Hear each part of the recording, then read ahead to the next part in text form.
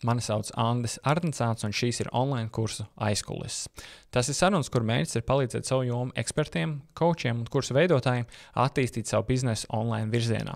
Šī saruna būs ar stresa menedžmenta ekspertu Kristīnu Brici. Instagramā tu viņu vari atrast kā Tre Latvija.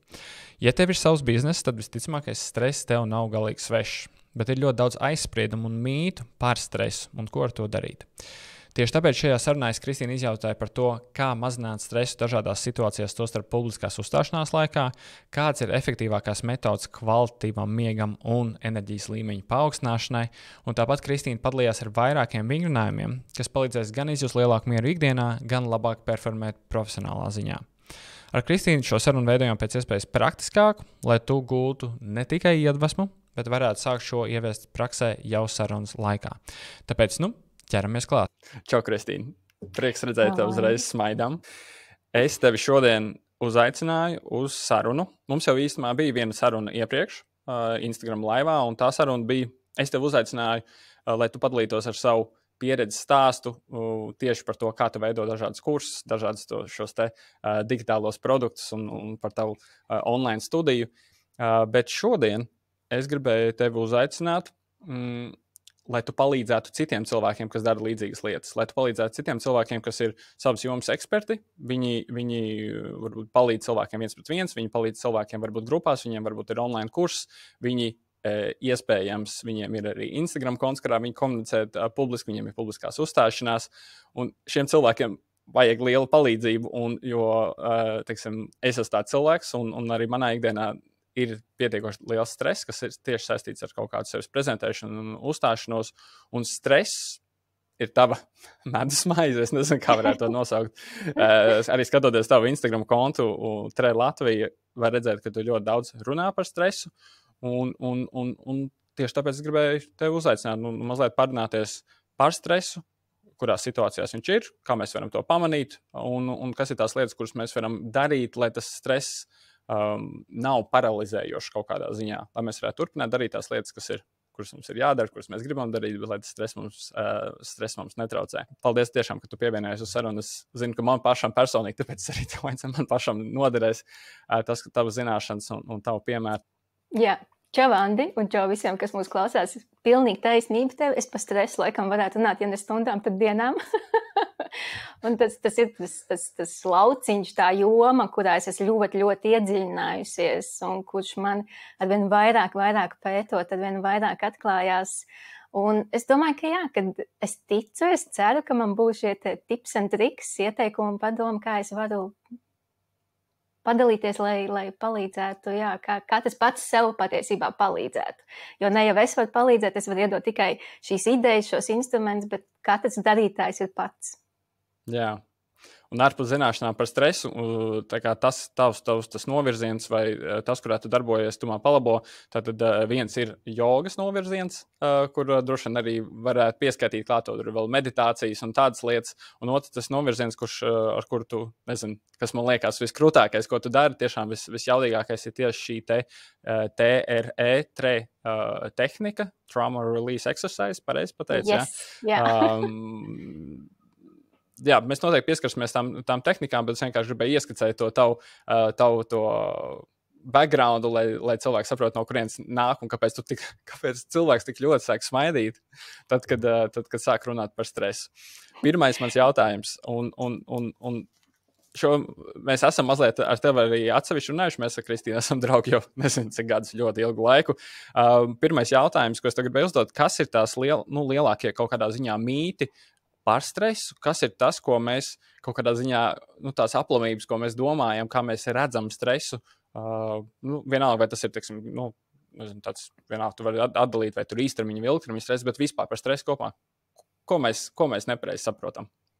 Man nenormāli patīk šis jautājums, bet, lai es atbildētu uz viņu, es drusku gribu iesaistīt tevi tajā visā. Es ar mieru?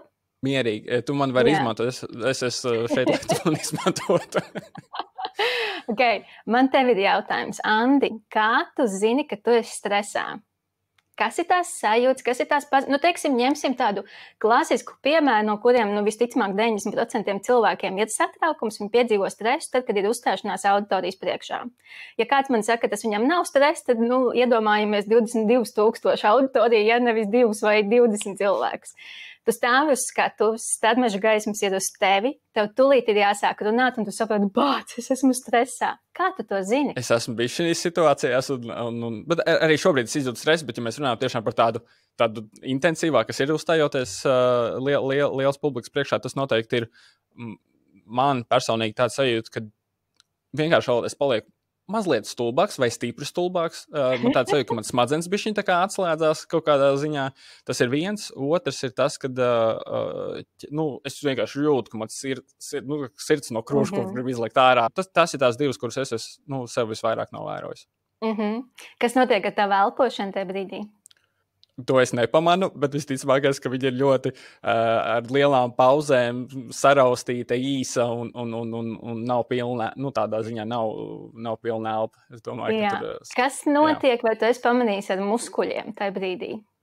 Neesmu pamanījis. Es domāju, es būtu riktīgi krūti būt, ja es varētu visu pamanīt. Tad es jau droši vien būtu super apzināts un varētu samazināt to. Es nezinu, es neatceros, kas notiek ar muskuļiem. Es domāju, ka man viņi nav atslābuši visticamākais. Es palīdzēšu, jā. Tad muskuļi ir saspringuši, ja mēs esam diezgan lielā tonusā, plecs uzdot uz augšu, kādam vēderis ievilkts, dibens saspringts, faktiski viss. Ļoti daudzi noteikti varētu atbildēt uz šo mani jautājumu, ka viņi jūt, ka viņiem ar gremošanu kaut kas iet pa pieskat, kādam ir kamols vēderā, kādam ir fiksi jāskrien uz toleti, jo zarnu saturs prasās atbrīvoties. Ja, ir tas, ka cilvēki, viņiem mēdz palikt karsti, termoregulācija mainās. Citreiz ir tā, ka mēs svīstam, bet vienlaicīgi ir augsti drebuļi. Tās sajūtas katram varētu būt citādākas, un šo piemēru ņēmu apzināti ar to skatuvi, tāpēc, ka tas ir tāds ļoti spilgts, tā kā tu teici, tāds ļoti spilgts stresa situācija, kur vieglāk varbūt ir asociēt un tās sajūtas atsaukt atmiņā. Pie ikdienišķāka mazāka stresiņa mēs viņus arī jūtam tādas pašas līdzīgas, vienīgi tā apzināšanās nav tik spēcīgas tās sajūtas. Bet šī man jautājuma būtība bija par to, kad, lai tev parādītu, ka stress ir fizioloģiska reakcija, ķermeniska reakcija. Tu stresu jūtu ķermenī. Mainās tas, kā funkcionē tavs ķermenis. Un tas tipiskākais mīts, kas ir tas, kad mēs esam ļoti daudz, manuprāt, sabiedrībā par to runā un mēdījos un vienmēr sakot, viss kaut kur, mēs ļoti daudz dzirdam to, ka stress ir jāmenedžē ar mentālām metodēm un praksēm, kas nozīmē ar prātu, ar kognitīvām spējām. Bet regulēt ķermeni ar prātu ir diezgan milzīgs izaicinājums. Tas parasti cilvēkiem vai izdodas, bet īslaicīgi, vai neizdodas nemaz. Ja? Līdz ar to spēt sev, ja es sev varētu ieskaidrot, Kristīna, nesteso, jo es arī esmu tagad satraukusies. Tā ir uzstāšanās auditorijas priekšā, un mans ķermenis reaģē. Un to ietekmēt vai neietekmēt, tur jau ir tādas mazas niansītes, ko es varētu pamainīt. Bet pa lielam tas ķermenis reaģē bez mūsu prāta iesaistes, bez mūsu gribas. Tā ir fizioloģiska reakcija. Līdz ar to stresu menedžēt, tas novirziens, pa kuru es esmu aizgājusi, ir tieši somatiski. Somatiski nozīmē ķermeniski, ka mēs sākam izmantot savu ķermeni, lai mazinātu šo stresu, ne tik daudz šīs kognitīvās funkcijas, kas nav nepareizi, ko noteikti vajag darīt, jo pie visa tā maniem statusiem, ko tu minēji iepriekš, man ir arī izglītība psiholoģijā. Līdz ar to es ļoti labi saprotu arī šos mentālos un psiholoģiskos aspektus, bet mana pieredze liecina, un arī mana izglītība, cik es tagad ļoti daudz mācos un studēju par ķermeni un par nervu sistēmu, liecina to, ka ļoti efektīvs ceļš ir pielikt klāt šīs ķermeniskās prakses. Ja, nenoliedzot ne prātu, ne ķermeni, bet tad, kad mēs to apvienojam kopā, tad tas ceļš un tas rezultāts ir ātrāks un efektīvāks. Jā, tad tas būtu tas galvenais, uz ko es liktu fokusu, kad neaizmirstam ķermeni. Jo arī tas, ko tu pieminēji, kad tev liekas, ka tu paliec stulbāks. Vai tu zini, kāpēc tā ir? Jā, tas ir tāpēc, ka mums stresa situācijā mainās tas, kā plūst asins mūsu ķermenī. Ir vietas ķermenī, kur asinsvadi paplašinās, un tur asins plūsma palielinās, un ir vietas ķermenī, kur asinsvadi sašaurinās, un tur asins plūsma samazinās. Ja, un viņi paplašinās pie lielajiem muskuļiem, vairāk tiek asins aizvadītā, vairāk tiek saražotā papildus glikoze, kas, ja paredzēta jaudai, spēkam, enerģijai, tiek aizvadīta caur šīm asinīm uz lielajiem muskuļiem, lai ķermenis spētu reaģēt un tikt galā ar stresa situāciju. Bet asinsvadi sašaurinās gan mūsu kuņģa zēdnu traktā, reproduktīvo orgānu traktā, viss, kas šeit ir centrā mums, un arī mūsu smadzenes tiek mazāk apasiņotas, respektīvi tieši neokorteks, kas ir loģiskās smadzenes, kas atbild par loģiskām lietām. Un tas ir iemesls, kāpēc mums stresa situācijā ir tā, ka es aizmirstu elementāras lietas. Vienkārši pašsaprotams lietas, kas man liekas pilnīgs, vienmēr es to zinu, tad, kad es esmu mierīgā stāvoklī, un stresa stāvoklī es pēkšņi bāc, un es neatceros. Un tās situācijas, ko arī pat mākslinieki, kas regulāri uzstājās uz skatuves, ka viņi mēdz teikt, ka viņiem iestājās blackouts, tas melnais caurums, melnais tukšums, ka viņi neko neatcerās tieši tāpēc, ka tas kairinājums, tas stress ir tik liels, ka loģiskās smadzenes ir mazāk apasiņotas. Jo mūsu ķermenī šī fizioloģija mainās, un tā asins plūsma mainās, un ļoti daudz, kas mainās. Tas saraksts patiesībā ļoti garš, kas ķermenī tajā brīdī notiek. Viņš notiek ar vienīgi mērķi, lai tu spētu cīnīties vai bēgt. Jo tagad tu stāv uz tās skatuves, visi tie klausītāji, skatītāji, tajā brīdī ir lāču lauvas tīģeri, ja? Tavs nevis loģisko smadzeņu prāti, bet tieši šo instinktīvo smadzeņu prāti, ka tie ir tavi potenciāli uzbrucēji, kurš gatavi tevi aprīt. Un tāpēc mums rodās stress. Tās situācijas visas, ko tu aprakstījies, gan blackouts uz skatuves 600 cilvēku priekšā man ir bijis, un citreiz ir tā, ka liekas, ka ir bijuši tādas situācijas, ka man liekas, ka man ir blackouts, un es pēc tam skatos ierakstā un saprotu, ka tur tā pauze bija tikai 1 sekunde, bet man ir bijis reiz, ka tā pauze ir tās 5 līdz 10 sekundes, kas tādas uzstāšanās laikā ir, liekas, kā mūžība. Bet tas, ko es sadzirdēju, tad, teiksim, vēl viena tā lieta, ka, es kaut kā, varbūt tas manā burbulī, bet es redzu, ka agrāk tas stress kā tāds tika demonizēts, ka atbrīvojas no visa stresa, stress ir slikts un tā tālāk. Tad no tā, ko tu stāstīji, tad tā nav līdz galam. Šis ir ļoti interesants, tāpēc, kad stress pirmās 20 minūtes, tā literatūrā tiek apgalvots, ir pat ļoti veselīgs mūsu organismam.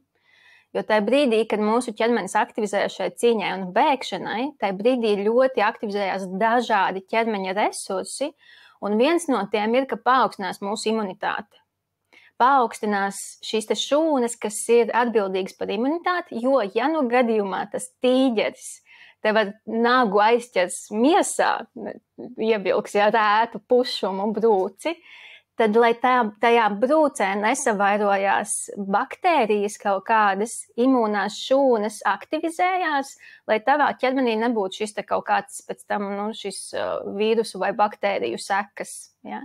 Tāpēc tajā brīdī mūsu imunitāte paaugstinās. Arī mūsu pirmajās minūtēs mūsu kognitīvās spējas arī var pastiprināties, pāsināties, lai mēs spētu pieņemt noteikta tipa lēmumus. Mēs sākam dzirdēt, mūsu dzirde mainās, mēs sākam dzirdēt dažādākas lietas, dažādas fona skaņas, čaboņas, graboņas. Un līdz ar to, tie fizioloģiskie procesi mums palīdz tikt galā ar šo apdraudējuma situāciju. Un uz to arī balstās, teiksim, augstās peldes, Wim Hof elpošanas metode. Šīs divas lietas, kas ir ļoti, ļoti populāras pēdējo laikā pasaulē, viņas ir balstītas uz to, ka mēs apzināti sev novadam stresa situācijā, lai mēs aktivizētu šo imunitāti, ķermeņa spēju pretoties vīrusiem un izmantot to savā labā. Ja, bet tas ir apzināti novest stresa stāvoklis. Mēs ķermeni noliekam pamatīgā, teiksim, augstās peldes, mēs noliekam ķermeni nāves draudos tajā brīdī patiesībā. Ja. Bet tā kā tas ir tai terminētajā laikā, plus mīnus līdz tām 20 minūtēm veselīgi, tad stress mums dod arī ļoti daudz pozitīvu ieguvumu. Tomēr šeit seko tas komats un tas lielais bet, ka tas ir pie nosacījuma, ja tas stress ir īslaicīgs. Ja viņš ir ilglaicīgs, ja viņš ir hronisks, ja viņš mums ir dienā, nu, tur jau ir tas, kad tur parādās jau stresa negatīvie efekti. Bet kā es mēdzu teikt, kad ne jau stress ir slikts, ja? Bet tas, ko tu dari pēc tam, pēc tās stresa situācijas. Jo ja mēs ļaujam tam stresam uzkrāties bez stresa izlādēšanas vai nervu sistēmas nolīdzsvarošanas pēc šī kairinošā notikuma, tad mēs izdarām paši sev tādu lāča pakalpojumu. Ja? Jo mums ir svarīgi pēc tam ļaut tai nervu sistēmai nolīdzsvaroties, un tad arī tas efekts nebūs. Plus, kas man likās arī interesanti, es lasīju vienu pētījumu, kur arī bija apgalvots, ka tad, kad vienai studentu grupai ieskaidroja, ka stress ir slikts, un tad noliek viņa eksāmenā. Un otrai studentu grupai parādīja, kādi stresa pozitīvie ieguvumi un efekti. Un tad viņiem tiek likts eksāmens. Un viņu stresa līmenis bija atšķirīgs, jo tie, kas domā, ka stress ir slikts, protams, ka tas tikai vairo stresu un viņu spēju performēt. Un tie, kas domāja, ka stress ir labs, viņiem atkal, pat cik viņiem tika teikts, ka stress palīdz fokusēties, koncentrēties, palīdz smadzeņu darbībai, un tad attiecīgi viņi to izmantoja kā ieguvumu, lai viņi spētu tātad savākties uz to eksāmenu, un arī viņu rezultāti bija labāki. Tā kā, šis ir ļoti laba lieta, ko tu pieminēji, un šis noteikti būs viens no pirmajiem maniem lielajiem tādiem praktiskajiem lietām, ko es paņemšu, jo teoriju kā zinot, bet vajag šos te atgādinājumus par to, vienkārši, kad es jūtu, kad sajūtu to stresu, un tad pēc tam tā spirāli iet uz leju, jo ir stress par to, ka es esmu stresā, stress par to, ka ir stress par to, ka ir stress, un vienkārši, ka bieži vien tas vienkārši aiziet tādā spirālē, bet tā kā, ja es varu pastāstīt savu to stāstu, kad šobrīd jūtu ķermenī tās lietas, tas izskatās pēc, varētu būt stress, mans ķermenis ir sāktivizējies, tāpēc, ka man priekšā ir liela uzstāšanās, man priekšā ir kaut kāds liels, kaut kas, kas man pašam ir svarīgs, tās likmes man ir augstas, un mans ķermenis ir samobilizējies, lai es to varētu dabūt gatavu. Un tas ir viss, tas neko nepasaka, ka es tur kaut kāds tur slikts esmu, vai kā, tas ir pilnīgi normāli, man ķermeņa reakcija, viņš man cenšas kaut kādā ziņā palīdzēt, tik galā ar to izaicinājumu, kas man ir priekšā. Jā, tieši tā. Un šis ir arī viens, ko es gribu, forši arī sarunas sākumā to pieminēt, beidzam sev barot ar ilūzijām, ka tu kādreiz tiksi galā ar stresu. Bāc, es ar visām savām zināšanām, es ar visām savām metodēm un tehnikām, es jūtu pamatīgu stresu šobrīd. Un līdz ar to nevajag arī sev iestāstīt, ka es varēšu, man ir bijis šādi, ka man nāk uz apmācībām, uz nodarbībām cilvēki, kas saka, Kristīne, es gribu nejust visu to, ko es tajā brīdī jūtu stresa situācijā. Un tad es saku, cilvēku mīļais, tu no manis šobrīd prasi to pašu, ja tu teikt, ka es gribu visu laiku dzert ūdeni, bet nekad nečurāt. Nekad neiet čurāt, ja? Tas nav reāli. Ja tu dzers ūdeni, tu gribēsi čurāt. Ja tu dzīvo šai pasaulē, tu jūtīsi stresu, tavs ķermenis vienmēr reaģēs uz stresu. Jautājums ir tas, ko tu ar to iesāksi. Un viens no arī atsaucoties to, ko tu tikko pats teici, arī tad, kad es jūtu stresu, ņemsim reāli piemēru. Pirms mūsu sarunas 10-15 minūtes iepriekš es jūtu to lielāko kairinājumu, es jūtu to satraukumu vilni. Un tā mūsu tipiskākā lieta, ko mēs gribam tajā brīdī darīt, nomierinies, apsēdies, atslābinies, viss ir labi, viss ir kārtībā. Un tas nevēla nestrādā un nepalīdz. Tajā vietā es daudz lietas daru, bet viena no tām lietām ir, es ļauju sev būt šais kairinošajās enerģijas sajūtās. Es ļauju būt tam stresam, es nemēģinu viņu nospiest, viņu nomākt, es nemēģinu sevi nomierināt. Es ļauju tām sajūtām būt un es ļauju viņam izdzīvot. Kāpēc? Tāpēc, ka mūsu sajūtas, arī emocijas, viņas iet kā vilnis. Viņas iet uz augšu, viņas plok lejā. Bet, lai viņas spētu noplakt lejā, lai tas vilnis iet uz augšu, man ir jāļauj tam vilnim lūst. Bet, ja es mēģinu sevi nomierināt, es tam vilnim neļauju aiziet līdz tam maksimumam, līdz tai visnepatīkamākai sajūtai. Ja? Bet, ja es ļauju aiziet tai nepatīkamai sajūtai līdz maksimumam, tad tas vilnis lūst un tad iet uz leju, un tad es sāku dabiski nomierināties. Tas nenozīmē, ka es kļūstu rāma kā upe. Nē, bet tas kairinājums nav tik intensīvs un viņš nav tik liels. Un tas ir arī ieteikums visiem, kuriem ir trauksmes un panikas lēkmes. Tā brīdī cilvēks mēģina sevi nomierināt. Viņam liekas, es jūtu to, šito, 10, un viņš vēl vairāk satraucās, ka viņš jūt tās sajūtas. Mans aicinājums, un tas nav mans izgudrojums, tas tiešām ir no zinātniekiem, no speciālistiem, no terapeitiem un daudz jomu pārstāvjiem, kad ir jāļauj tām sajūtām būt. Lai tās tur sitās, lai tas vēders griežās, lai notiek tas, kas notiek. Akceptēt to. Jā, tas ir mans ķermenis, viņš šobrīd tā reaģē, un es necenšos to nostumt maliņā. Es ar interesi vēroju, kas notiek ar manu ķermeni, kā viņš reaģē. Un tā, kad mēs sākam ar interesi vērot tās savas sajūtas, tā ir tāda jauna pasaule, ko izzināt savu ķermeni un to, kā es reaģēju uz kaut kādiem kairinājumiem. Un man liekas, ka viena lieta, ko es esmu, tad, kad man sanāk visas šīs lietas, kuras es teikos, tā kā ļauties tam vilnim kaut kādā ziņā, tas, ko es esmu novērojis, kas kaut kādā brīdī notiek, kad ir bailīgi ļauties, jo pēc 15 minūtēm ir saruna vai pēc 15 minūtēm ir uzstāšanās, un kas notiks, ja paliks vēl sliktāk. Iekšā kaut kāds tās bailes ir. Un tad tas, ko es esmu novērojis, tā kā, ja mēs uzticamies zinātnē, uzticamies Kristīnai un pamēģinām vienreiz, un mēs redzam, ka mēs nenomirstam, tas neaiziet līdz tam, ka mēs esam beigti un ka mums sirds tiešām izlec ārā no krūtīm, ka parādot sev vienu reizi, viss bija kārtībā. Nākamreiz pamināšu atkal parādu otro reizi, man sakrājās kaut kādā ziņā tie pierādījumi, ka šis strādā arī man. Jo bieži vien likās, nē, tur tie rekrutitātori jogo, viņai droši vien šitā ļaušanās baigi labi strādā un tā tālāk. Man nestrādā. Un ja mēs paeksperimentējam, tad tiešām tā, kad man sanāk, tad es esmu novērojis, ka tiešām tas tā kā sakrājās tie pierādījumi. Tas, ko es gribēju tālāk, ir kaut kādas situācijas, man arī Instagramā cilvēki iesūtīja kaut kādas savas situācijas, kurās viņi pēdējā laikā darba vidē ir izjutuši kaut kādu stresu. Un tas, ko es vienkārši gribētu padalīties to situācijas visiem pazīstams, visticamākais. Tu vari padalīties varbūt arī ar kaut kādām tādām tīri praktiskām lietām. Daļa šo klausīsies audio formātā, daļa skatīsies YouTube vai Instagramā video formātā. Tā kā, ja ir kaut kas, ko tu rādi, tad apzinies, ka tev ir arī jākomentē, lai arī tikai audio var saprast. Tā situācijas, teiksim, tā nodalīšanas mazliet, tad situācija numur 1 ir, ja mēs esam vieni paši kaut kādā telpā, tā nav publiska uzstāšanās, tā ir uzstāšanās Instagramā, telefonā, man ir jāuzfilmē Instagramā stories. Es to daru pietiekoši bieži, un es esmu arī saviem klientiem rādījis, ka, piemēram, lai uzfilmētu vienu video, ka bieži vien pirms tā beidzamā video, kurš izklausās ļoti labi, ir pietiekoši daudz video, kur galīgi neizklausās, kur man ieķerās balss, kur kaut ko es vienkārši sajaucu, jo man šis te blackouts iestājās.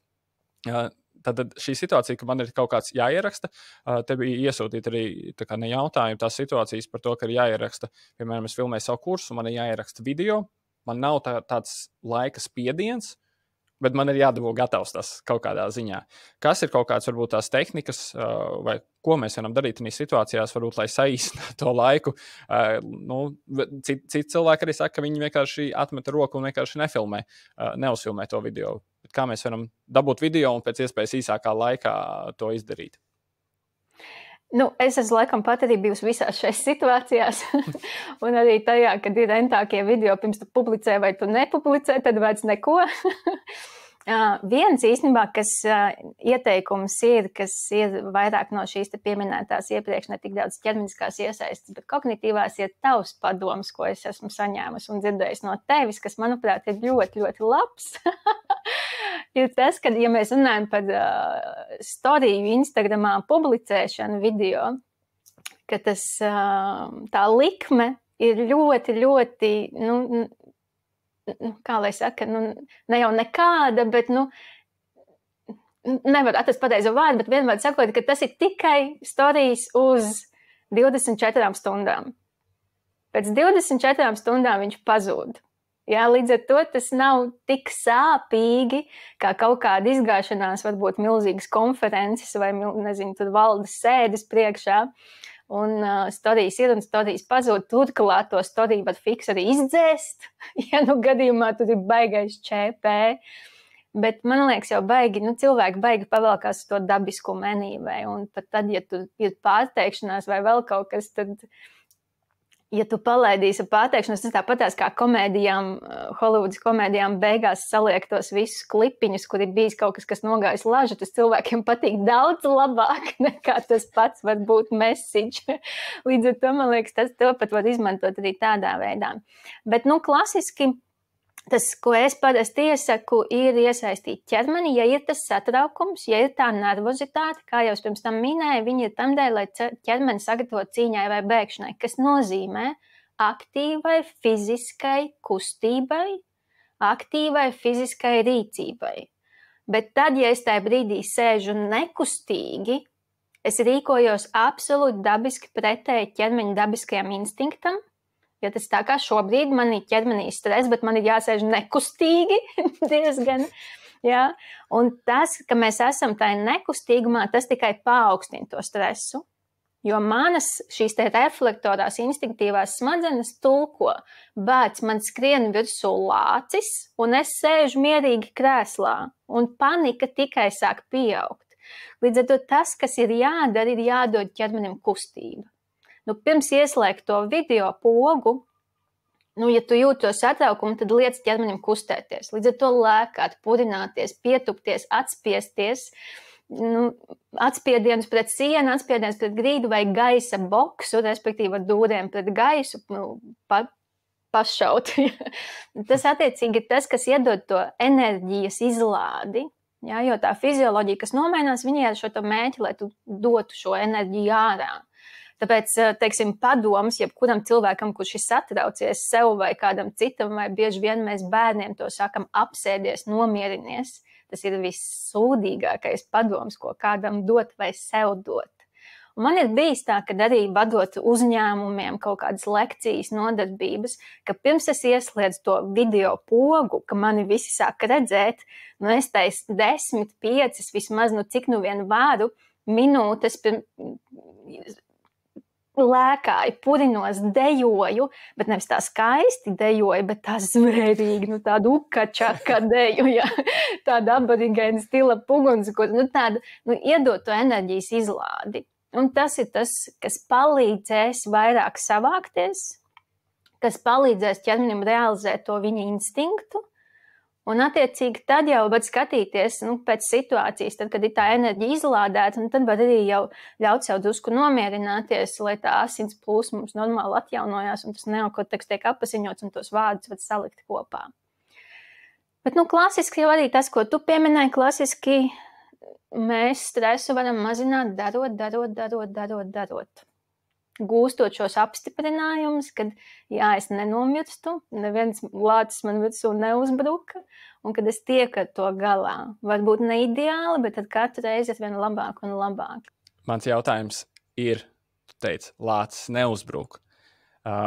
Šī tehnika, ko tu minēji, ir ļoti labi strādā. Man arī, es vienkārši pumpējos tos jumping jacks taisu, vai arī tieši es nezinu, vai tā tu man palabo, varbūt tas nav pareizi.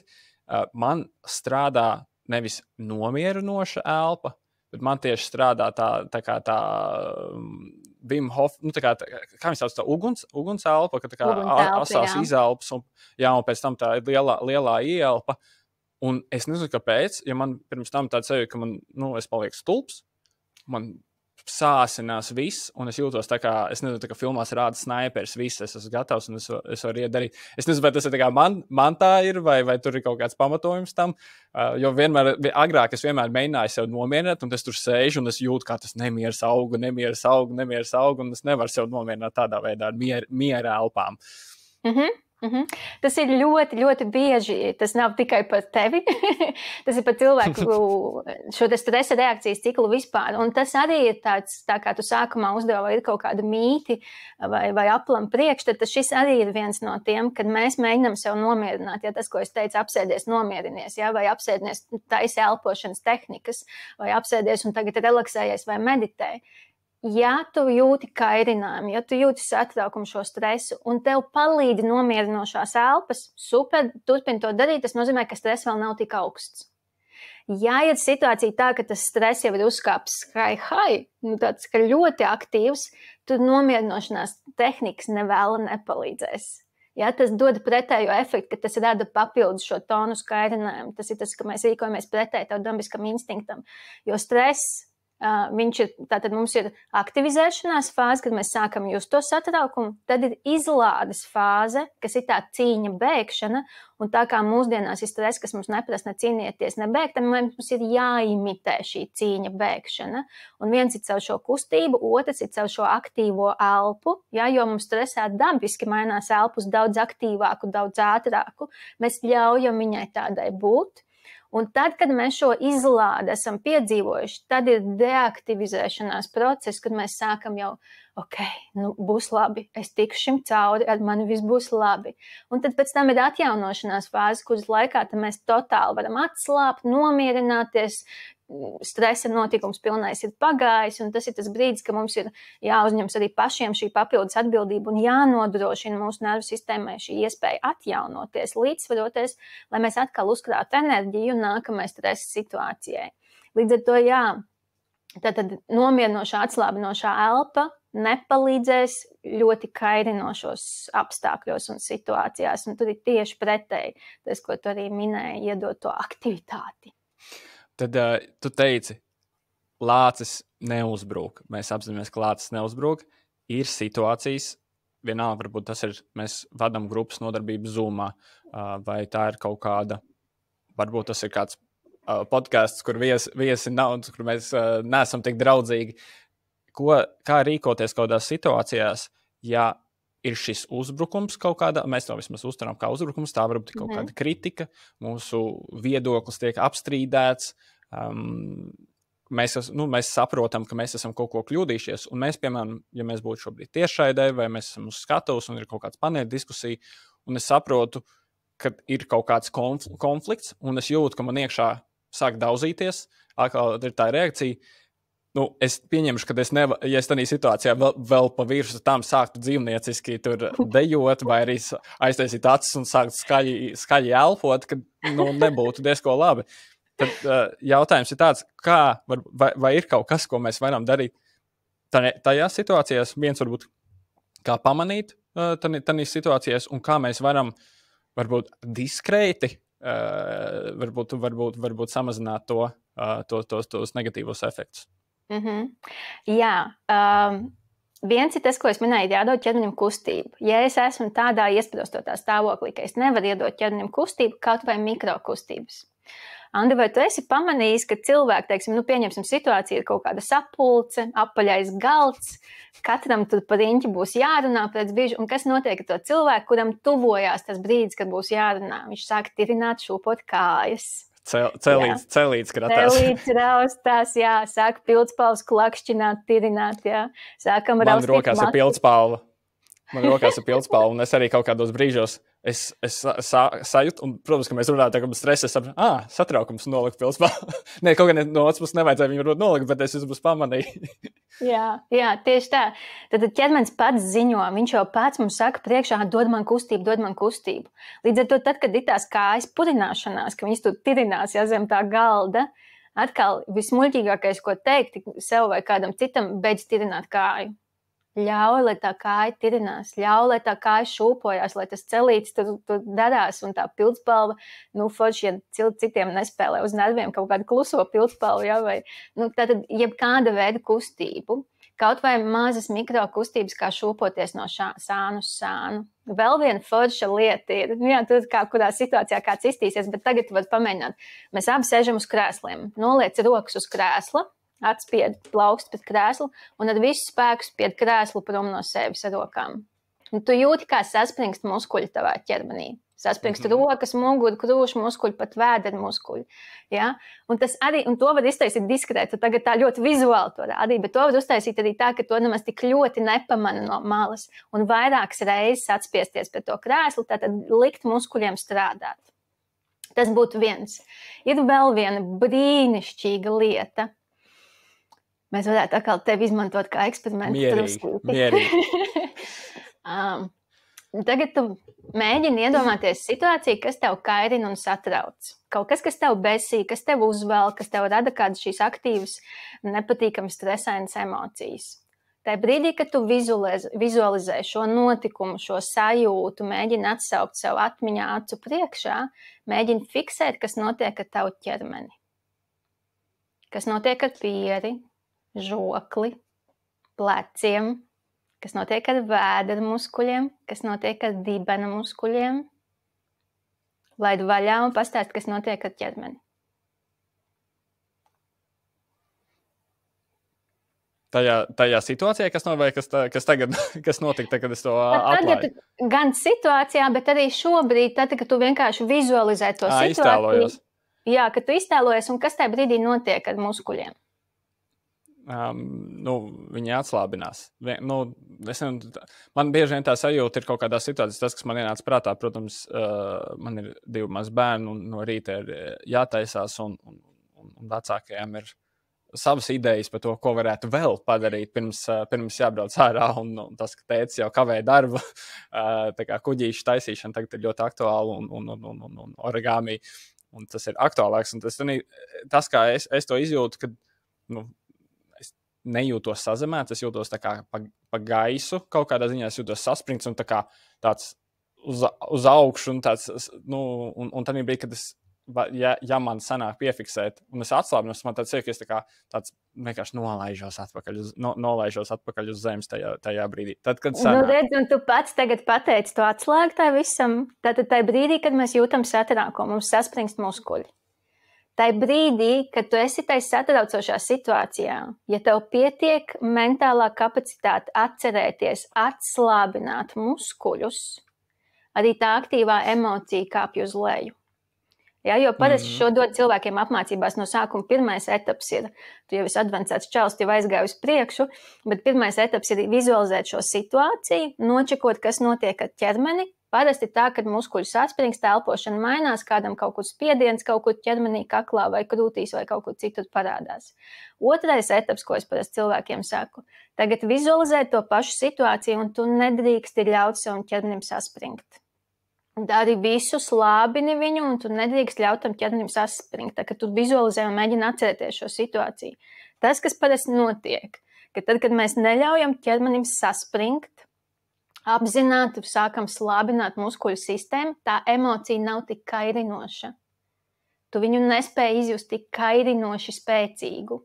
Līdz ar to tas ieteikums ir situācijā, kur tu jūti šo satraukumu, sāc slābināt muskuļus. Ja tu nevari iedot kustību, sāc apzināti slābināt muskuļus. Un tu jutīsi, kā muskuļi atkal ceļās augšā, kā viņi springst, un tu turpini laist viņus lejā un slābināt. Un pēc sekundes viņi atkal saspringst, un tu turpini slābināt. Jo ko mēs tev to darām? Tā brīdī, kad tu atslābini muskuļu sistēmu, tu sūti signālus savām smadzenēm, savai nervu sistēmai, kad lācis man virsū neskrien. Mēs esam drošībā, viss ir labi. Ja? Jo atslābuši muskuļi nozīmē čils. Saspringti muskuļi nozīmē stress, aktivitāti, tonus. Un tad, kad es apzināti slābinu, es smadzenēm saku, viss ir labi, ejam uz čilu. Ja? Un tas ir tas, ko var arī darīt, teiksim, tā pašā. Vai nu tā ir uzstāšanās, vai tas ir Instagram lives. Sāc fiksēt to, kas notiek ar savu ķermeni, sāc slābināt. Man tā slābināšana palīdz tiešām, tad, kad es arī ejot gulēt, dažreiz ir tā, kad es izjūtu esmu trauksmu ķermenī un es eju gulēt, ja nav sanācis tur varbūt izkustēties pirms tam, tad tā atslābināšana palīdz tieši tā maksimāli visu ķermeni, cik es varu vienkārši saspridzināt un tad atslābināt, jo bieži vien ir ļoti grūti vienkārši no tās nulles es jūtu saspringumu, bet ir ļoti grūti tā kā viņu atlaist. Un tad, ja es to saspringumu uztaisu vēl lielāku, apzināti, tad ir daudz vieglāk atlaist. Tad, kad sanāk, vienmēr piebildu. Un to sauc par progresīvo muskuļu relaksāciju. Tas strādā tāpēc, kad muskulis visefektīvāk atslābst pēc saspringzinājuma fāzes. Līdz ar to, precīzi tas, ko tu saki, vajag sasprindzināt muskuļus, apzināti savilkt ķermeni čokurā un tad slābināt. Un to var darīt ar atsevišķi, no sākuma tu rokas, kājas no atsevišķām ķermeņa daļām un tad visu ķermeni kopumā. Un par gulētējiešanu runājot, tam viens no iemesliem, kāpēc mēs nevaram aizmigt, ir tieši tas, ka ir tas muskuļu tonus. Jo, ja tu padomā, atceroties sevi vai blakus gulētāju, savu sievu vai bērnus, tad, kad viņi sāk iemigt, kas notiek ar ķermeni? Ķermenis ir riktīgi sāk atslābt. Respektīvi, tad, kad ķermenis ir riktīgi atslābis, atkal šie muskuļi, tad mūsu nervu sistēmas smadzenes saprot, ok, es drīkstu atslābt un es drīkstu aizmigt. Ja, kamēr tu nedabūsi to muskuļu atslābumu, nereti gadās, ka arī nesanāks aizmigt. Tāpēc visdažādākās relaksācijas prakses vai kādas šīs pieejas, kas palīdz atslābināt mums muskuļus, ir tas, kas palīdz arī aizmigt. Pats, Kristīna, tik daudz praktiskas lietas. Jā, un tas ir tas, kas man ļoti patīk. Nevis tāda teoretizēšana, ka jums vajag sākt domāt citādāk, un tad dzīvē viss būs labi, jo mums mainīt domas, tas ir gadiem darbs vai pat mūža darbs. Spēt mainīt savu domāšanu, tas ir ļoti, ļoti ilgs laika posms, bet es gribu dzīvot labi tagad. Un to es varu panākt caur ķermeņa praksēm. Šī ir ļoti laba piebilde, varbūt šī tāda atkāpe. Es kaut kādu ilgu laiku, es arī terapijā ejot, 5 gadus jau ir terapijā, un man no sākuma bija tā, es kaut kā ļoti... nepārāk labi bieži vien pret sevi izturējos, tādā ziņā darīju sev pāri un sodīju sev kaut kādās veidos, un man sāk bija tā sajūta, ka tas tieši terapijā, un tad es iemīlēšu sevi, vajag iemīlēt sevi, un tad, kad es mīlēšu sevi, tad es darīšu sev visas tās labās lietas, vienalga sportošana, tur labāk ēšana un tas, un es eju, un es nezinu, ko es meklēju, kā izstāstās sev iemīlēšanu, un tikai tajā brīdī, kad es vienkārši sapratu, ka šito tādu sevi, ka es nekontrolēju, vienīgais, ko es varu kontrolēt, ir tās darbības, es vienkārši domāju, labi, sākšu vairāk sportot, sākšu tur labāk ēst, sākšu labāk gulēt, un tad es sapratu, man priekš sevis sapratu, ja es tās lietas daru, tā jau ir tā sevis mīlēšanas, parūpēšanās par sevi, kad bieži vien mums gribās, arī par stresu runājot, mums gribās ar domām to dabūt gatavu, ar prātu to kontrolēt, bet atgriežoties vienkārši pie ķermenis, kā pie vienkāršas darīšanas, principā nedomā, dari. Un tad tu redz, ka rezultātā strādās arī, ka bieži vien mums nav jāizdomā visi 10 soļus priekš, vienkārši dari. Kristīnas ieteiktās vienkāršās tehnikas, kuras vēl noteikti pajautāšu, bet vienkārši darīt. Un tad par tām tehnikām, vai varbūt par tehnikām, tu vari arī stāstīt. Viena lieta, tad šis ir kaut kas tāds, kas ir tāds īstermiņa, kad man tagad ir uzstāšanās, vai tagad man kaut kāda kritika saņem, es izjūtu šo stresu, un es viņu tā kā apstrādāju, un tas varbūt tā situācija beidzās, un man stress samazinās. Bieži vien vienalga, vai tas ir savu kursu izveidošana vai kādu jaunu projektu uzsākšana, tas nav kaut kas, kas ir vienas dienas darbs, un tur ir iekšā ļoti daudz soļu, un tas varbūt ir nedēļas darbs, mēneša darbs, vai kādam tas ir pusgada projekts. Un tādā projektā ir daudz mazu soļu, un ka tas stress, tas, ko tu teici, viņš jau kļūst nevis tāds no īstermiņa stresa, bet tas tādu ilgtermiņu jau uz to hronisko stresu. Un ko darīt? Es zinu vienkārši, ka tev ir tie instrumenti. Ja šobrīd esmu tādā fāzē, un es kaut kādā ziņā esmu šobrīd fāzē, es uzsāku šādā te jaunā formātā komunicēt, un vēl ir citi projekti, kas ir iesākti. Man ikdienā ir lielāks stress nekā varbūt man gribētos tieši šis te hroniskais, kas ir tās lietas, kuras var darīt, kā te varbūt, nezinu, vai ikdienas prakses, vai pāršreiz nedēļā, kas ir tās lietas, kuras vismaz tā kā nogriezt skaļumu, vai nogriezt tas, cik intensīvas izjūtu kaut kāds to satraukumu savā ikdienā. Starp citu, tas, ko tu tikko teici, ir ļoti laba metode, nogriezt skaļumu, nogriezt intensitāti, vizualizēt to, ka tajā brīdī, kad es esmu pārgurusi vai es esmu satraukusies, es vienkārši vizualizēju, kas notiek, ja es to skaļumu vai to satraukumu nogriežu mazāk. Tiešām ar tādu arī kognitīvo, mentālo un vizualizācijas praksi. Arī pa ceļam redz vēl viens ieteikums parādījās.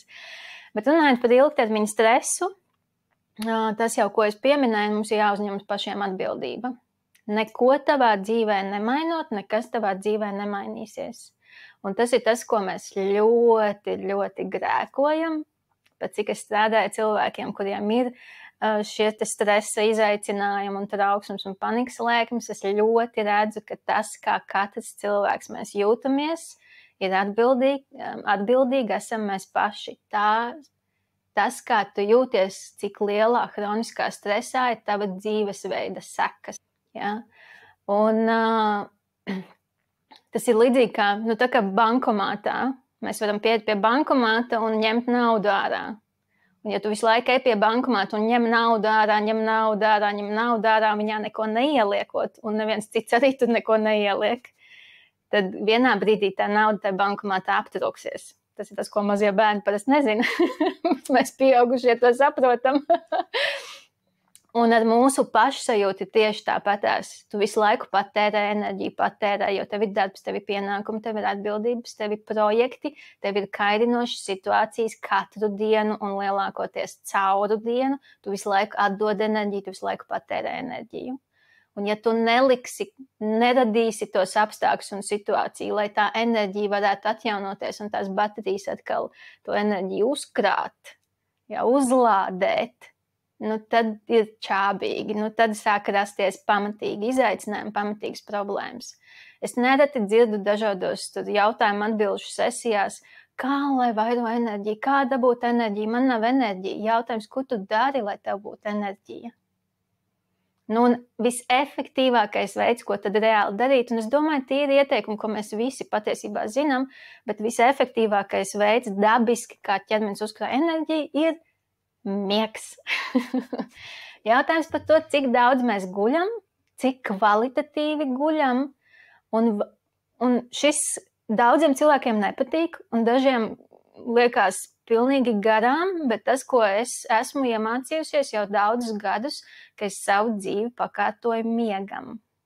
Miega stundām, miega gulēšanas laikam.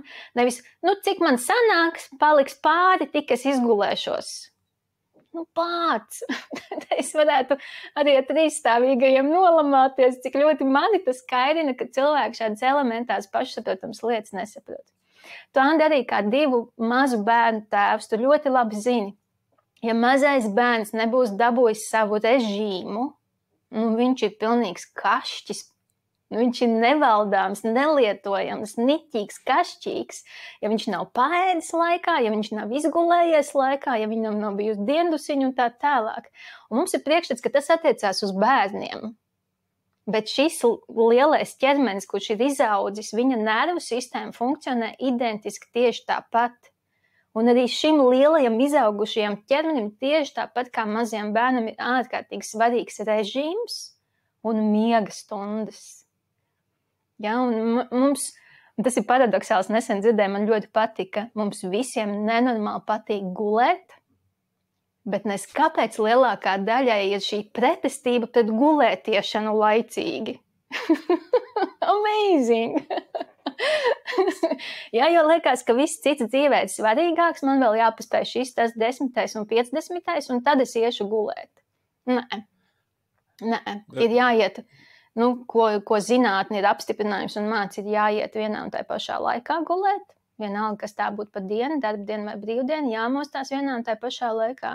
Un ir ļoti svarīgs kvalitatīvs miegs. Reizēm gulēt īsāku laiku, bet pilnvērtīgi, kvalitatīvu, ka tev ir šī dziļā miega fāze bijusi. Nevis, ka tu guli vairākas stundas, bet esi nekvalitatīvā miegā. Tas pat nav tas labākais variants. Ja? Tātad labāk gulēt tiešām pilnvērtīgā dziļā miegā.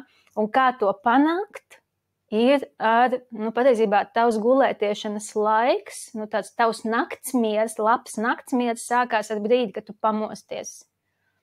Ja, tas, ko tu darīsi pa dienu, tas, ko tu darīsi jau no paša rīta, ietekmēs to, kā tu gulēsi vakarā, bet katrā ziņā, vismaz, radīt šo vakara rituālu, jo arī maziem bērniem vajag šo vakara rituālu, lai viņi varētu nomierināties un iet gulēt. Mums tieši tāpat. Es nezinu, vai mums ir vajadzība laiks tērēt, stāstīt par gaismām, par cik stundas pirms tam viņas izslēgt, par ierīču lietošanu pirms miega vai ēšanu, neēšanu. Es domāju, ka tas ir tik daudz jau malciņķi apkārt, mēs visi to zinām. Man kāpēc tā liekas, varbūt tas arī ir mans burbulis. Jā, mūsu burbulī noteikti, bet vienkārši mēs varam novirzīt cilvēkus, kas grib sīkāk. Tātad viena grāmata, miega bībele ir Why We Sleep, Matthew Walker, ļoti laba grāmata, kur ir foršos veidos arī izstāstīts par nozīmi, kas negatīvi ietekmē, kas pozitīvi ietekmē, un tieši arī par gaismas nozīmi. To var paklausīties podkāstā, viens no populārākajiem podkāstiem, tagad Huberman Lab, ieraksts Huberman Lab Light vai Sleep. Viņam jāir epizodes par miegu. Būs šie cilvēki vēl labāk noteikti var izstāstīt, un tas lieliski strādā. Un tas, ko es gribēju tev pateikt, viena lieta, ko es ļoti novērtēju, ir īpaši mūsdienu vidē, kad cilvēki vēl joprojām meklē, un ir cilvēki, kas arī piedāvā visādas maģiskās, man tur nav enerģijas ikdienā, paņem šo tabletīti, kaut kādu vitamīnu, kaut kādu uzturu bagātinātāju. Un bija viena draudzene, kur aizgāja uz konsultāciju. Viņai ir daudz bērnu, liels stress, maz miega, nav varbūt tik aktīvs dzīvesveids, un viņa aizgāja uz konsultāciju, un viņai izrakstīja, nezinu pat cik simtiem, pasūtīt visādas uzturu bagātinātājs. Viņa pasūtīja un cerēja, ka būs kaut kāds rezultāts. Mēs ar viņu kaut kā sarunājām, protams, es tā draudzīgi un pajautāju, vai es drīkstu kādu ieteikumu, viņa atļāva. Un tad es prasīju, bet, ja tev tās pamata lietas, vienalga, vai tā ir kustība, ēdiens un miegs, kas ir tik ļoti svarīgs, ja tās lietas, kas nav sakārtotas, tad viena tā tabletīte vai kaut kāds tas uzturu bagātinātājs, viņš nevar izdzēst visu to, ko mēs nodaram tieši ar šo te, piemēram, miega trūkumu. Tā kā paldies vēlreiz, ka tu uzsvēri šo te, un tad jautājums no manas puses, labi, miegs ir ok, kas varbūt ir kaut kāds, tavi ieteikumi, tas varbūt saistīsies vairāk tieši ar to ķermenisko, šī tehnika, trauma release exercise, kā šī tehnika var palīdzēt šajā hroniskā stresa mazināšanai. Pirms mēs ķeramies klāt, patreiz gribu paturpināt drusku atbildot uz to jautājumu, ko tu uzdevi, jo kā mēs varam tātad ilgtermiņā par sev parūpēties, un lai nav tas hroniskais stress, numur 1, tas ir tas miegs, ko mēs jau pārunājām, bet papildus ir tā, ka miegs ir galvenais enerģijas uzkrāšanas un atjaunošanās resurss, bet, diemžēl, pie mūsdienu ļoti, ļoti lielās dzīves intensitātes, pat cilvēki, kuri ļoti labi rūpēs par savu miegu, viņi tāpatās jūtas pārguruši, un viņi tāpatās jūtas kairināti un stresā, un ir arī dažādi mentālās veselības izaicinājumi, kā trauksmēm vai panikas lēkmēm, vai pat fiziskās veselības izpausmes jau sāk pēc tam attīstīties, turpināties. Pie tā mūsu ļoti lielā kairinājuma, tas nozīmē, ka mēs esam ļoti daudz simpatiskās nervu sistēmas aktivitātēm. Tātad mūsu nervu sistēma ir simpatiskā un parasimpatiskā nervu sistēma, simpatiskā šī aktivizējošā, kas mums dod spēku, jaudu, enerģiju, koncentrēties, fokusēties, un attiecīgi viņa ir šī stresa, arī nervu sistēmas, kas atbildīgi par stresa, šo kairinājumu un aktivitāti. Un tad ir parasimpatiskā, kas ir nomierinošā un atslābinošā. Un tā kā mēs caurām dienām esam ļoti daudz šai simpatiskajā aktivitātē, tad, lai mēs spētu nervu sistēmu līdzsvarot, mums daudz biežāk ir jābūt parasimpatiskajā, šai nomierinošajā nervu sistēmā. Un tas ir tas, kas notiek dabiski miega laikā, bet ar to ir par maz, diemžēl. Ja, jo kairinājums mums ir ļoti, ļoti spēcīgs mūsu pēdējās 10 gadēs. Līdz ar to ir jāpanāk to, ka tavs ķermenis un tava nervu sistēma pēc iespējas biežāk nonāk šai parasimpatiskajā nervu sistēmas darbības zonā. Un tas ir jebkas, kas tev dod to iespēju, ka tu vari atslābināt muskuļus un sākt elpot šīs dziļās, mierīgās, pilnvērtīgās elpas. Ja, jo muskuļi un elpošana ir tās divas maģiskās atslēdziņas, caur kurām mēs varam piekļūt pie savas nervu sistēmas.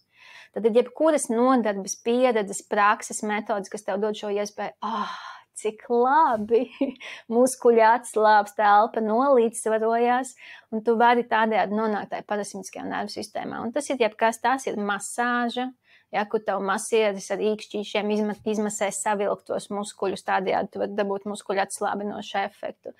Tā ir iešana vannā vai piritī, kas tev dod šo ļoti atslābinošo efektu. Un tās ir relaksācijas prakses, kas tad ir tas mans lauciņš un joma, kuras palīdz arī cilvēkiem nonākt šajā ļoti dziļajā atslābuma stāvoklī. Jā, tā ir in-joga, kas ir super lēna, super atslābinoša, super nomierinoša. Tur dabiski cilvēks nonāk tai meditatīvajā plūsmā un dabiski nonāk šai parasimpātiskajā nervu sistēmā, kur var totāli visu izslēgt un atslēgties. Tās ir relaksācijas, meditācijas prakse, tīpaši ārkārtīgi efektīvi. Ir joga nidra, jeb šo miega joga, jeb šo pieminētais Hubermans, viņi nodēvējis par non-sleep deep rest, tātad dziļi atpūta bez miega, ka mēs nonākam tai stāvoklī starp nomodu un miegu, un tajā stāvoklī arī mēs ļoti, ļoti līdzsvarojamies un atjaunojamies.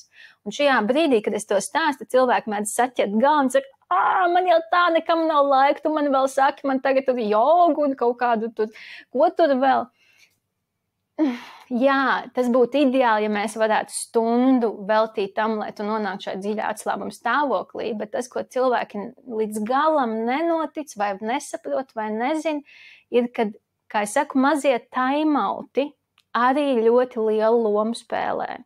Ja tu iedod sev 5 minūtes atslābumu, ja tu iedod sev 15 vai 20 minūtes atslābumu, ja tu vari veltīt laiku tikai 30 minūtes. Man ļoti patīk, Tonijs Robins teica. Viņš teica, ja tev nav 30 minūtes dienā priekš sevis, tad tev nav dzīve. Nu, nestāstiet man, ka tev nav 20-30 minūtes dienā sev. Paskaties, cik stundas mēs pavadam Instagramā statistiku. Tiešām. Viss, protams, ir svarīgi par prioritātēm, un prioritātes mainās tad, kad mums ir lielāka zināšana, skaidrība un izpratne, ko kas mums dod. Un šis ir tas, kad arī mazie taimauti un mazās relaksācijas minūtītes pat arī spēlē nozīmi un lomu, un kaut vai muskuļu atslābināšana vairākas reizes dienā. Uztaisam tagad. Tu sēdi, es sēdu, mums nekas nav jāmaina, bet šobrīd arī visi, kas mūs skatās un klausās, grib, lai pievienojās. Tagad atslābini pieri, tik daudz, cik izdodas, tik ir gana. Atslābini žokli, tā lai augšzobi ar apakšzobiem nesaskarās. Atslābini pletus, atslābini vēderu, atslābini dībenu muskuļus un iegurņu pamatni. Iegurņu pamatni ir vieta starp kaunumu kaulu un astes kaulu. Vēlreiz atslābini pieri, žokli, plecus, vēderu, dibenu muskuļus, iegurņu pamatni. Pamani, kā gaisa ieplūst nāsīs un kā aizplūst. Un trešo pēdējo. Atslābini pieri, žokli, plecus, vēderu, dibenu muskuļus, iegurņu pamatni.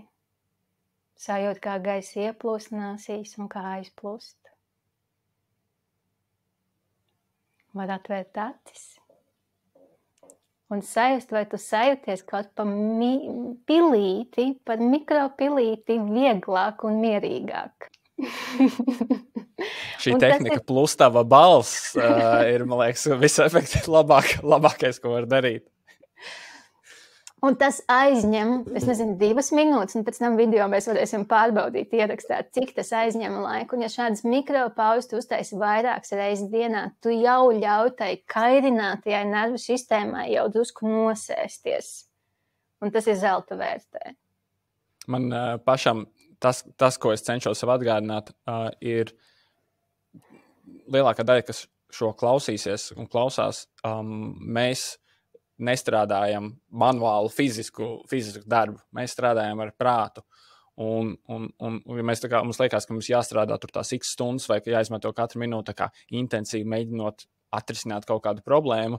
Tas, ka bieži vien tās problēmas, kuras mēs risinām, viņas var atrisināties sekundes laikā. Mums parādās, mums tā kā nav risinājums problēmai, un mēs esam dušā vai ejam pastaigā, un ir risinājums problēmai. Tas nozīmē, ka mūsu gadījumā bieži vien nav nepieciešams vairāk laika, lai atrisinātu šo te problēmu. Mums vajag kvalitatīvāku laiku, un es redzu ka šī te investīcija, kas es, protams, te gudri runāju, un man nav tā, ka es visu laiku veicu šo investīciju, bet bieži vien tas, ko es novēroju, atlaižot, manā gadījumā tas ir aiziet uz trenažera zāli. Kā liekas, es ar visu ceļu, ar visu dušu, visu tur gan izvēlēt 2 stundu pasākumu sanāk, un man liekas, ka man nav 2 stundas, 3 reizes nedēļā, man nav 2 stundu. Bet es saku, tagad man jau sieva saka, tik brīvdienās viņi redzēja, ka man ir tāds stress, viņi saka vienkārši, ir kā darba daudz, lietas, ko darīt mājās arī ir daudz, viņi saka, aizēju uz sporta zāli. Un es aizēju, un man tā kā dzīve, nekas nav mainījies apkārtējā vidē. Tāpat tās tie pienākumi palikušies, tie darba apjoms ir tas pats, bet viss liekas vieglāk. Kaut kādiem dēļ viss liekas vieglāk, es ātrāk redzu risinājums, man mazāk lietas un bērni satrauc. Un es redzu, ka tā investīcija patiešām ir tīpaši, ja mēs skatāmies tās varbūt pat 10 minūtes, ka tā investīcija ļoti, ļoti ātri atmaksājās un tīpaši tāda veida darbā, kā lielākā daļa no mums dara. Precīzi, jā, jo tad, kad mēs sākam, pat cik ir, mēs tik ļoti strādājam ar šo te augšējā ķermeņa daļu prāta kapacitātē, tad galvu mums vajag no tās galvas nokāpt un iekāpjot ķermenī, tātad savu fokusu un uzmanību sākot un enerģiju veltīt ķermenim, prāts var atslāpt, un tad arī rodās šīs idejas un šie risinājumi. Ja, tas ir tas, ka mēs ļoti, ļoti vērtējam intelektu, mēs ļoti, ļoti vērtējam prāta darbību un spēju, mēs ļoti augstu liekam tādā latiņā tas, kas notiek manās domās, manu intelektu, bet ķermenis ļoti daudz reizi pierādījies manā dzīvē, ka ir daudz gudrāks nekā mans prāts. Man tikai vajag drusku nokāpt no prāta, iekāpt ķermenī, un tad parādās risinājumi. Jā, tas tāds ļoti vērtīgi piebildi no tavas puses bija. Kristīna. Šī saruna man ļoti patīk tas, kā tu skaidro lietas, jo bieži vien savu jomu eksperti bieži vien runā lielos vārdos tā, ka viņi un viņu kolēģi saprot, ka cilvēkiem vienkārši grūti implementēt tās lietas. Man ļoti patīk, cik vienkārši, cik saprotam, tu izskaidroji visu to, ko mēs šodien runājām.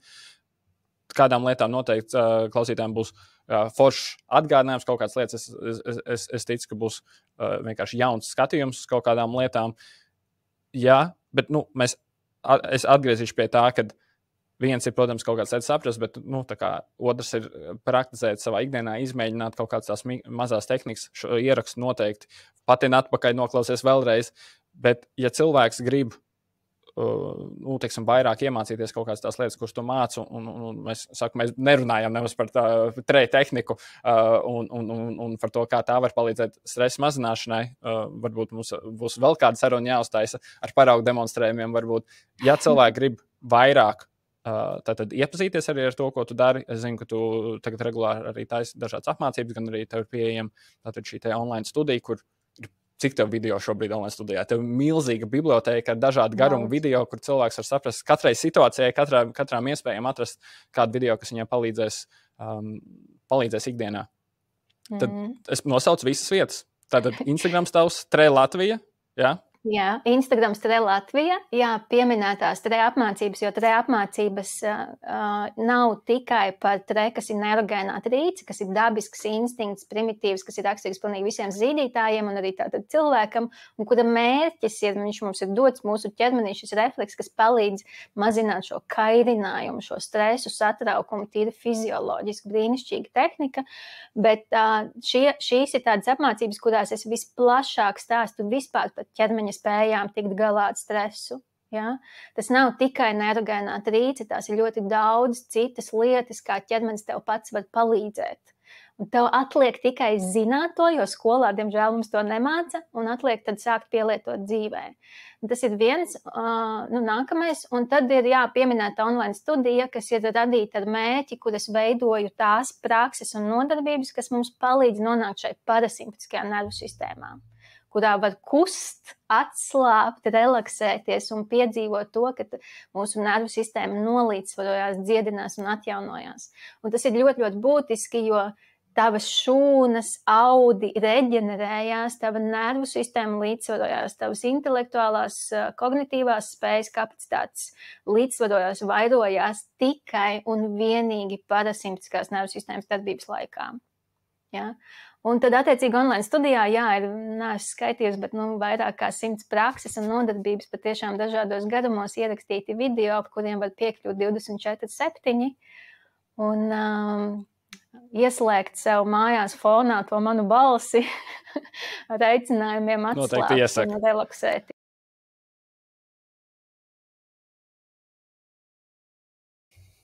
Super, Kristīna. Tiešām milzīgs paldies no manas puses. Paldies, ka tu izmantoji mani kā izmēģinājumu trusīti. Un es tiešām izmantoju to, ko es no Kristīnas esmu iemācījies daudz gadu garumā.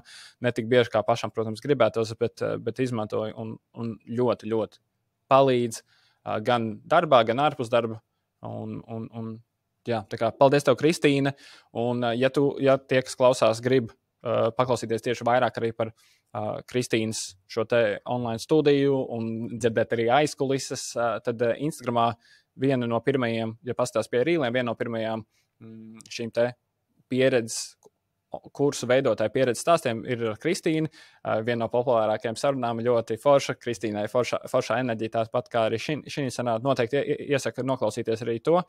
Un tas ir viss. Es domāju, ka mēs tiksimies nākamajā sērijā. Tā kā paldies, Kristīna, ka pievienojies. Paldies par visu, ko tu padalījies. Ja? Čau! Paldies! Atā visiem! Čau! Te atkal es ceru, ka tev šī saruna likās tikpat noderīga kā man. Ja tā bija, tad lūdzu padalies ar to tālāk. Ja tu zini kādu savus jums ekspertu, coachu vai kursu veidotāju, kurš vēlas attīstīt savu biznesu online virzienā, lūdzu aizsūti viņam vai viņai šo sarunu. Tādā veidā tu palīdzēsi gan šim cilvēkam, gan man. Paldies tev un uz tikšanos nākamajās sarunās.